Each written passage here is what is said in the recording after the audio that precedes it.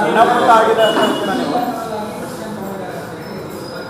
ಈ ಚಿಕ್ಕಬಳ್ಳಾಪುರದ ಯಾರು ಚುನಾವಣಾಧಿಕಾರಿ ಇದ್ದಾರೆ ಅವ್ರ ಹತ್ರ ನಾವು ಒಂದ್ಸಲ ಮಾತಾಡ್ತೀವಿ. ಆ ಥರದ್ದೇನು ನಡೆದಿಲ್ಲ ಅಂತ ಆಗಿದೆ. ಬಹಳ ಪಾರದರ್ಶಕವಾಗಿ ಅದಕ್ಕೆ ಯಾರು ಚುನಾವಣೆಯನ್ನು ನಡೆಸ್ತಾರೆ, ಯಾರು ಅದಕ್ಕೆ ವೋಟ್ ಹಾಕ್ತಾರೆ, ವೋಟ್ ಹಾಕುವಂಥವ್ರು ಯಾರ್ಯಾರು ಅವ್ರ ಹತ್ರ ಮಾತಾಡಿ ಸಾಮರ್ಥ್ಯದಿಂದ ಘೋಷಣೆ ಆಗಿರೋದು.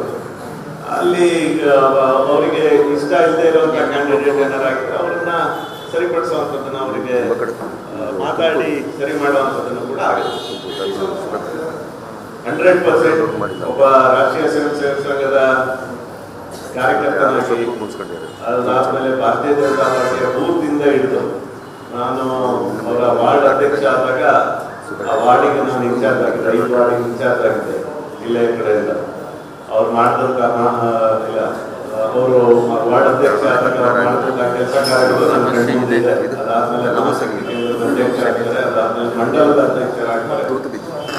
ಇಡೀ ಶಿವಮೊಗ್ಗ ನಗರ ಮತ್ತು ಶಿವಮೊಗ್ಗ ಜಿಲ್ಲೆ ಕಳೆದ ಲೋಕಸಭಾ ಚುನಾವಣೆಯ ಸಂದರ್ಭದಲ್ಲಿ ಅವರು ನಮ್ಮ ಅಭ್ಯರ್ಥಿಯ ಪ್ರಮುಖ ಅಂದರೆ ಅಭ್ಯರ್ಥಿಯ ಒಂದು ರೀತಿಯಾಗಿ ಶ್ಯಾಡೋ ಅನ್ನೋ ರೀತಿಯಲ್ಲಿ ಇಡೀ ನಮ್ಮ ಕ್ಷೇತ್ರ ಮೈಸೂರನ್ನು ಸೇರ್ಕೊಂಡಂಗೆ ಜಗದೀಶ್ ಅವರು ಅತ್ಯುತ್ತಮವಾಗಿ ಪ್ರವಾಸ ಮಾಡಿ ಕಾರ್ಯಕರ್ತರ ಮನಸ್ಸನ್ನ ಗೆದ್ದು, ಹಾಗಾಗಿ ಒಂದೇ ಒಂದು ನಾಮಿನೇಷನ್ ಜಗದೀಶ್ ಅವರು ಹಾಕಿರೋ ಅಧಿಕೃತವಾಗಿ ನನಗೆ ಘೋಷಣೆ ಆಗಿದೆ.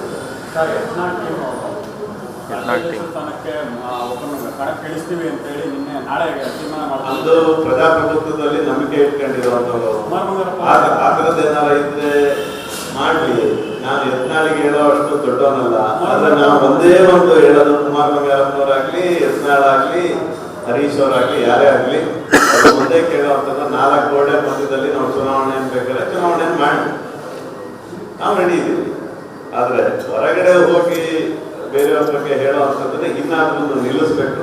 ಯಾಕಂದ್ರೆ ಇಷ್ಟೊಂದು ಪಾರದರ್ಶಕವಾಗಿ ನಾನು ಒಂದ್ ಕಡೆ ಚುನಾವಣಾಧಿಕಾರಿಯಾಗಿ ಹೋಗಿದ್ದೆ. ನಾನು ಬೆಂಗಳೂರು ದಕ್ಷಿಣ ಜಿಲ್ಲೆ ಅಲ್ಲಿಗೆ ಹೋಗಿದ್ದೆ. ಪಾರದರ್ಶಕವಾಗಿ ಅಲ್ಲಿ ಅಶೋಕ್ ಅವರು ಇರುವಂತ ಕ್ಷೇತ್ರ, ನಮ್ಮ ತೇಜಸ್ವಿ ಸೂರ್ಯ ಇರುವಂತ ಕ್ಷೇತ್ರ, 3 ಜನ MLA-ಗಳು ಇರುವಂತ ಕ್ಷೇತ್ರ, ಅಲ್ಲೂ ಪಾರದರ್ಶಕವಾಗಿ ನಾವು ಮಾಡಿದ್ವಿ. 4 ಗೋಡೆಗಳ ಮಧ್ಯೆ ಮಾಡಿದ್ವಿ. ಸಾಮರ್ಥ್ಯದಿಂದ ರಾಮಮೂರ್ತಿ ಅವರನ್ನ ಅದೊಂದು ಪ್ರಕ್ರಿಯೆ. ಅದಕ್ಕೆ ನೀವು ಆ ಥರದ್ದು ಏನಾರ ಇದ್ರೆ ದಯಮಾಡಿ ಯತ್ನಾಳ್ ಟೀಮ್ ಏನಾರ ಇದ್ರೆ ಬನ್ನಿ, ಮಾತಾಡಿ. ಹಿರಿಯರಿದ್ದಾರೆ, ಈ ಪಕ್ಷವನ್ನು ಕಟ್ಟಿರುವಂತವ್ರು ಇದ್ದಾರೆ, ಅವ್ರ ಜೊತೆ ಕೂತ್ಕೊಳ್ಳಿ. ಏನ್ ಸಮಸ್ಯೆ ಅಂತ ಬಗೆಹರಿಸಿ. ಬಿಜೆಪಿಯೇ ಪರಿಹಾರ, ಬೇರೆ ಇಲ್ಲ. ನಾಳೆ ಸಭೆ ಇದೆ, ನಾಳೆ ತೀರ್ಮಾನ ಮಾಡ್ತೀವಿ. ನಾಳೆ ಮಾಡ್ಲಿ ಸರ್. ಆದ್ರೆ ನಾನು ಈಗಲೂ ಅವ್ರಿಗೆ ಕೇಳ್ಕೊಳ್ಳೋದು, ಒಟ್ಟಿಗೆ ಹೋಗೋಣ. ಈಗ ನಮಗೆ ಎದುರಾಳಿ ಯಾರೋ ವ್ಯಕ್ತಿಗಳಲ್ಲ, ನಮ್ಮ ಪಕ್ಷದ ವ್ಯಕ್ತಿಗಳಲ್ಲ. ನಮ್ಮ ಎದುರಾಳಿ ಇರುವಂಥದ್ದು ಕಾಂಗ್ರೆಸ್ಸಿನ ದುಷ್ಟ ರಾಜಕಾರಣ. ಅವ್ರು ಏನ್ ಬೇಕಾದ್ರೆ ಸರಿ ಮಾಡುವಂಥದ್ದು ನಾವೇ. ಮತ್ತೆ ಬಿಜೆಪಿಲೇ ಪರಿಹಾರ ಆಗ್ಬೇಕಾಗಿರುವಂಥದ್ದು. ಅದಕ್ಕೆ ಕೂತು ಮಾತಾಡೋಣ ಅಂತ ಅವ್ರಿಗೆ ಕೇಳ್ಕೊಂಡು.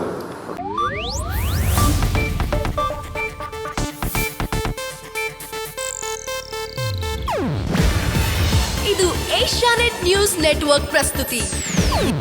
ನೀವು ನೋಡ್ತಿದ್ದೀರಾ ಏಷ್ಯಾನೆಟ್ ಸುವರ್ಣ ನ್ಯೂಸ್.